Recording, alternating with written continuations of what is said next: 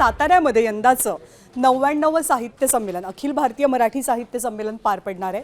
पण या कार्यक्रमाची निमंत्रण पत्रिका समोर आली आणि त्यात हे लक्षात आलं की शरद पवारांचं नावच या पत्रिकेवरती नाही आहे। गेल्या अनेक वर्षांपासून शरद पवार हे नेहमीच साहित्य संमेलनाच्या व्यासपीठावरती विविध भूमिकांमधनं दिसत आलेले आहेत, मात्र यंदा केवळ सत्ताधारी पक्षातल्या नेत्यांचीच नावं निमंत्रण पत्रिकेत छापण्यात आली।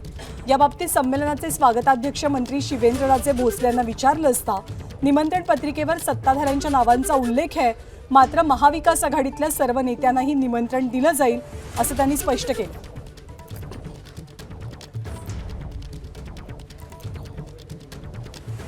आपण एक दिवस उद्घाटन सीएम साहेबांच्या हस्ते, दुसऱ्या दिवशी अजितदादा आहेत आणि तिसऱ्या दिवशी एकनाथ शिंदे साहेब आणि मग शंभूराजे असतील, पालकमंत्री मकरंद पाटील, जयकुमार गोरे साहेब, बाकी आपले सगळे लोकप्रतिनिधी, खासदार साहेब, उदयनराजे वगैरे सगळ्यांना आपण याच्यामध्ये सगळ्यांचा सहभाग याच्यामध्ये आहे।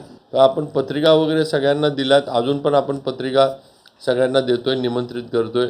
अगदी पवार साहेब असतील, इतर पण आम्ही सगळ्यांना निमंत्रित करणार आहे। संमेलनाचं उद्घाटन हे साहित्यिकाच्या हस्तेच झालं पाहिजे आणि त्यामुळं भारतीय पातळीवरील ज्येष्ठ लेखिका आणि विचारवंत डॉक्टर मृदुला गर्ग यांच्या हस्ते संमेलनाचं उद्घाटन होत आहे आणि समारोपाला ज्ञानपीठ पुरस्काराने सन्मानित ज्येष्ठ लेखक रघुवीर चौधरी हे प्रमुख पाहुणे म्हणून आहेत।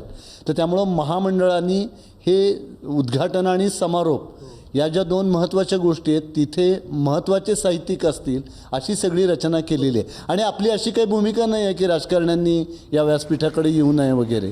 रसिक म्हणून त्यांनी विशेष एबीपी माझा, उघडा डोळे बघा नीट।